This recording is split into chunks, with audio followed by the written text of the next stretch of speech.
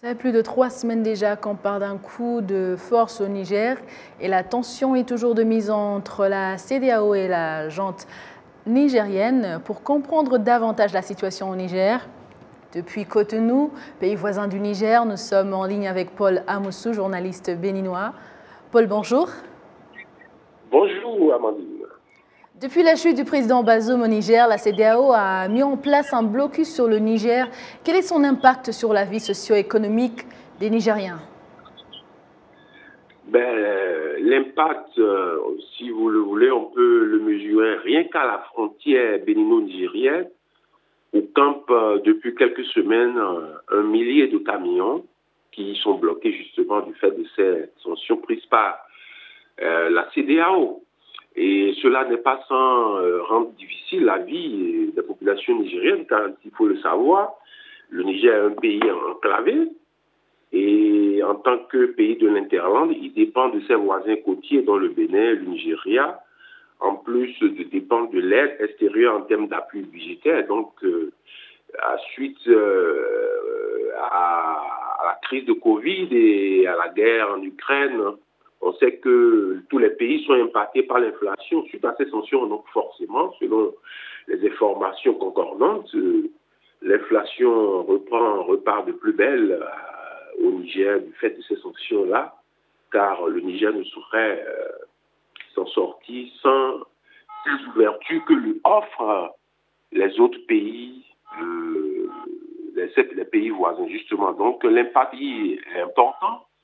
Déjà, comme impact, il y a la coupure de l'électricité par le Nigeria, qui ne fournit plus le Niger depuis, du fait de ces sanctions-là. Et donc, les difficultés sont là pour un pays déjà pauvre, classé 189e sur 191 à l'indice de développement humain du programme des Nations Unies pour le développement. Donc, il y a un impact réel en dépit d'une certaine résilience qui s'organise dans le pays.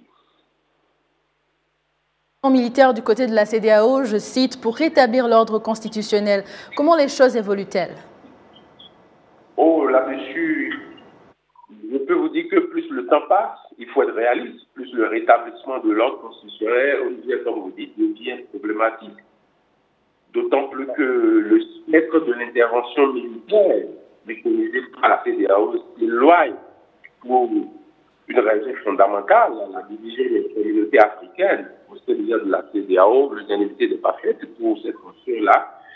Et puis, les pays occidentaux qui demandent le en appui sont divisés, pour ne que parler de l'exemple américain, des États-Unis qui sont réticents à une telle intervention, parce que face à l'obstination de cette jeune, on se rend compte de ce que le recours ultime serait l'intervention multiple, militaire du moins. Donc c'est bien utile de rappeler que les voix de la CEDEAO de l'Union africaine ne favorisent pas vraiment une telle intervention.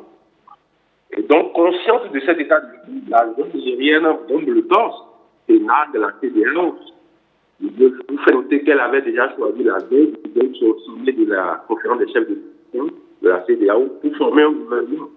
Et puis, elle vient de choisir le jour où son chef vient recevoir la délégation de la CEDEAO, même pas conduite pour annoncer une condition qui tient sur la même durée que celle qu'on vient du Mali et du Burkina, à savoir 3 ans. Et donc, une jeune qui forme un gouvernement, qui déroule sa feuille de route et qui a reçu une transition de 3 ans, il faut comprendre qu'elle est faite dans la durée et n'a que cure des récriminations de la communauté internationale, y compris de l'organisation de l'instance d'intégration régionale qu'est la CEDEAO. Donc, voilà un peu ce qu'il en est des menaces de la conférence des chefs d'État de la CEDEAO. Et puis l'appel au rétablissement. Paul, justement, parlant de la pression de la pression de la CEDEAO, on assiste à l'abstination de la junte malgré cette pression. Quels sont les scénarios possibles dans l'avenir?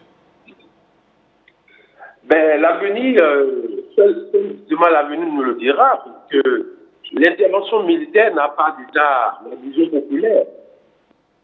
Il y a traditionnels, les chefs religieux, tout adultes, aujourd'hui, elle a la raison.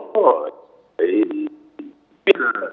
le seul État de la CEDEAO d'intervenir, alors que manifestement, que la junte elle est déterminée à aller au bout de sa logique et en fait entériner le coup d'État. Et donc, il paraît de moins en moins évident que la force d'action de la CEDEAO puisse intervenir à moins de l'extraordinaire. Et donc, on va assister à une répétition du scénario observé déjà au Mali, puis au Burkina Faso, à savoir que la junte forte de son installation a continué à donc perdurer au pouvoir, de faire dérouler